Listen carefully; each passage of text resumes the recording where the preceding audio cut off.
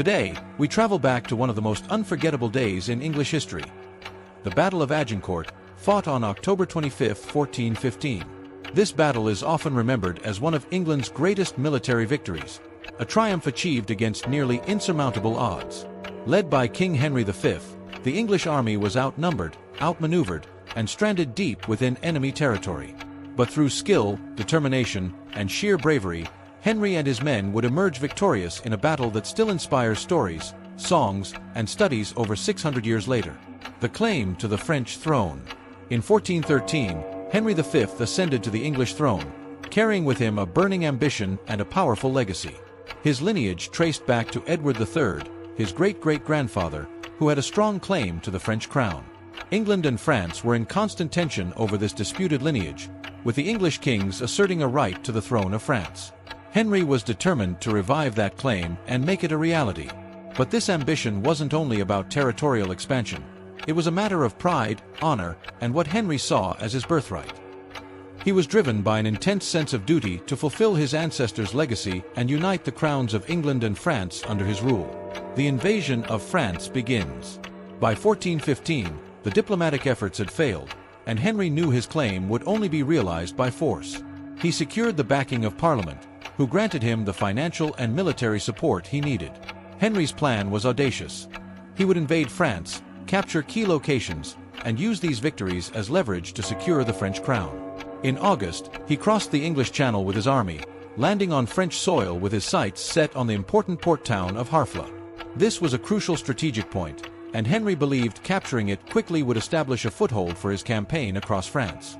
The Siege of Harfleur. However, capturing Harfleur proved to be a grueling task. The siege dragged on for weeks, costing Henry's army both time and lives. Disease, especially dysentery, spread through the ranks, killing and weakening his men. Henry faced not only the might of French defenses but also the ravages of disease and the approaching winter. The longer the siege continued, the more vulnerable his army became.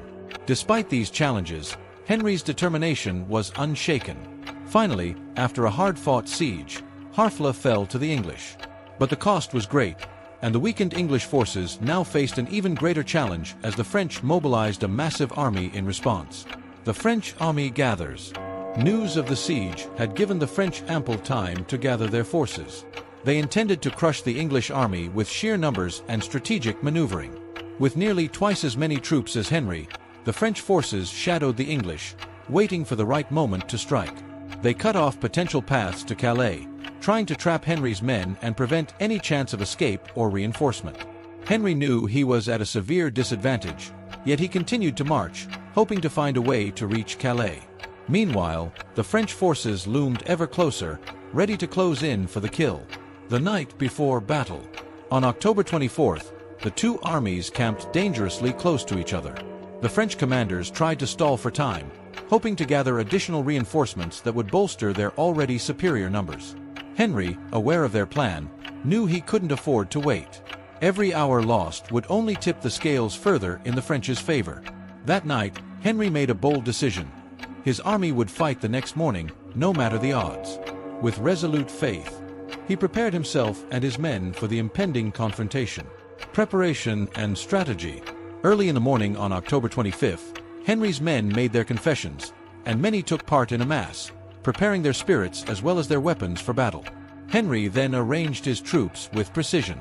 He divided his 1,500 men-at-arms into 3 groups, each positioned strategically between 2 dense woods.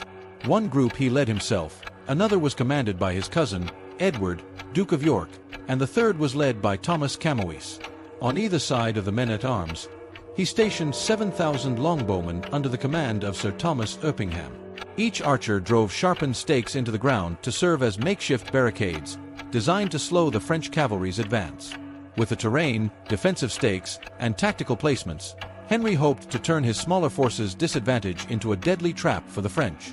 The first charge. As the day wore on, the French cavalry finally charged toward the English lines. But when they reached the English longbowmen, the French knights met a wall of arrows that filled the sky. Slowed by mud and caught off guard by the defensive stakes, their formations quickly deteriorated.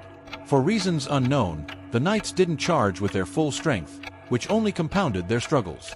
Though some managed to reach the archers, their horses were wounded or killed, leaving them vulnerable to the English onslaught.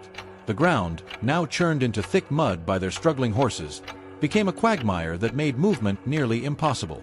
The English archers maintained their relentless attack, using both their skill and the terrain to their advantage. The main French assault. With the first wave stalled, the main French force advanced.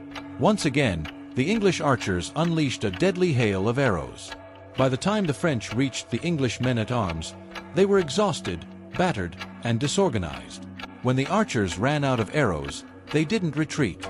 Instead, they took up whatever weapons were at hand: axes, mallets, even the very stakes they had planted.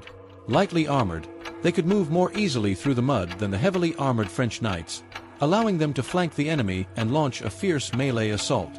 Henry's heroic act. In the midst of the chaotic battlefield, Henry's youngest brother, Humphrey, was struck down and gravely wounded. Displaying the courage that would make him a legend, Henry personally rushed to his brother's side, fighting off the French attackers with his household guard until Humphrey could be carried to safety. It was a dramatic display of valor that only strengthened the morale of the English troops and reinforced Henry's commitment to his men. The turning point. As the French forces were hit on all sides, they were unable to move effectively due to the weight of their armor and the thick mud. Those in the rear pressed forward, only to further entrap their comrades in a chaotic crush.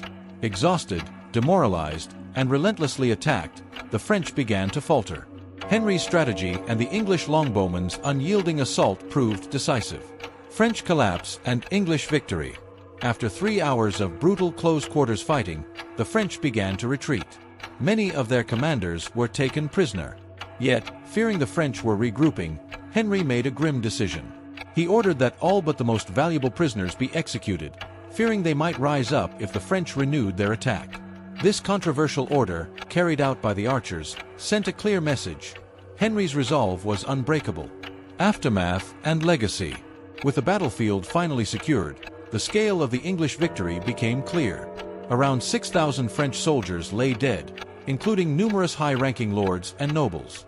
Henry's triumph at Agincourt forced the French to acknowledge his power, leading them to offer him the hand of the French king's daughter, Catherine, in marriage.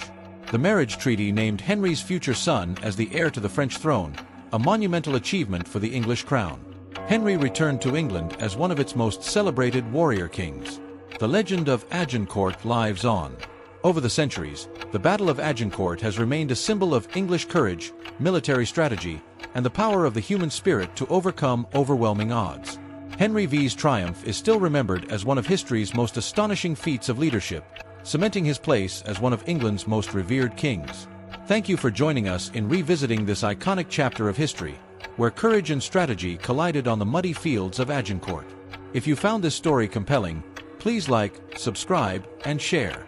And let us know in the comments which other epic historical events or figures you'd like us to dive into next.